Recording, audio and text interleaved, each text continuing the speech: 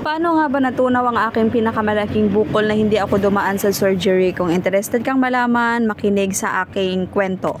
Hello to all my viewers here in YouTube, sa mga viewers ko na dati pang nakasubaybay sa aking bukol journey, and sa mga bago kong viewers, kamusta kayong lahat dyan? Una sa lahat, nais ko munang magpakilala sa inyong lahat. Ako pala si Lizelle, 31 years old at kasalukuyang nagtatrabaho dito sa Hong Kong bilang domestic helper. So natapos ko na yung last 2 years ko, ngayon pangalawang kontrata ko naman ito, kakasimula ko lang. So pag-usapan natin ngayon ay ang tungkol sa bukol, dahil meron akong bukol sa suso last 2021. Yes, last 3 years ago, magpo 4 years ago na yung aking bukol. And sa mga nagtatanong dyan, bakit ako nakapag-abroad meron akong bukol? So bago pa lang ako mag-medical, nung nag-medical ako papuntang abroad, wala pa akong bukol. So habang naghihintay ako pa abroad, yun yung bukol na tumubo sa akin. So ano bang ginawa ko? Sa mga nakasubaybay dito, alam nila na yung bukol ko is napakalaki. So ano bang ginawa ko? Bakit nawala yung bukol ko? At hindi naman ako nagpa-surgery. So makinig kayo ng mabuti.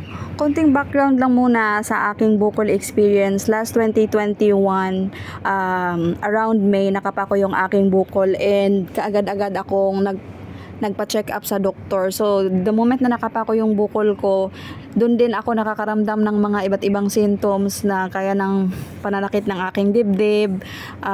Marami akong nararamdaman na hindi ko ma-explain. Hindi ko alam kung nararamdaman ko ba talaga yun or feeling ko lang, kasi nga nakapamo yung bukol mo, sobrang kaba ka, tapos marami ka pang nakakita sa Facebook. So parang na-stress ako at na-depress. So ayun na nga, the moment na nakapako yung aking bukol, mas lalo siyang lumalaki at hindi na tumigil yung pananakit niya. Nangingirot siya araw-araw, pagising mo sa umaga hanggang gabi na yan. So anong ginawa ko, nagpa-check up ako at binigyan ako ng gamot. Although marami din ako mga gamot na nasubukan, uminom na ako ng mga Goyabano, Santon Plus, at binigyan ako ng reseta ng doktor. Lumit yung bukol ko pero hindi nawala. So hanggang nag-Hong Kong ako, nandyan pa rin yung bukol ko. Hindi alam ng agency na meron akong bukol. Of course, hindi ko naman sinasabi baka i-cancel yung aking application at hindi ako makapunta ng Hong Kong. So ayun na nga, nandito ako sa Hong Kong.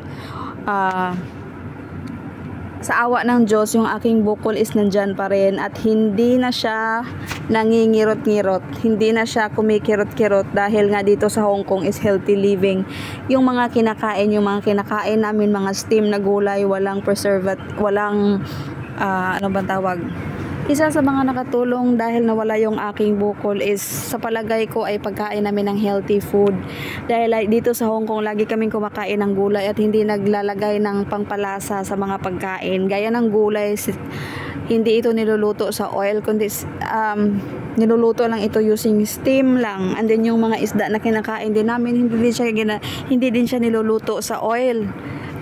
Ini-steam lang yung isda, lagyan lang ng ginger tsaka konting patis. So yun lang yung lasa ng isda. Tsaka yung mga pagkain din dito, yung mga manok, hindi din siya malasa talaga. Yung para kung ano lang talaga yung sabor ng, kung ano lang talaga yung lasa ng manok, yun lang talaga. Hindi sila masyadong naglagay ng pangpalasa. At saka pala dito sa Hong Kong, viewers, for 2 years umiinom ako ng fish oil. So yun yung aking food supplement dito sa Hong Kong for 2 years. And ilang 1,000 pieces yung isang malaking garapon ng fish oil, na ubos ko yun for 2 years. So nung bago pa lang ako iniinom ko yun twice a day.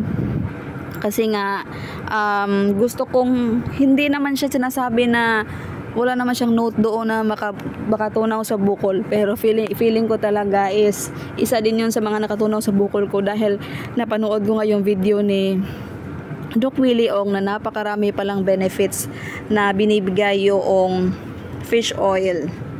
Tapos ngayon, naubos ko na yung aking fish oil, wala na akong bukol. Thank you.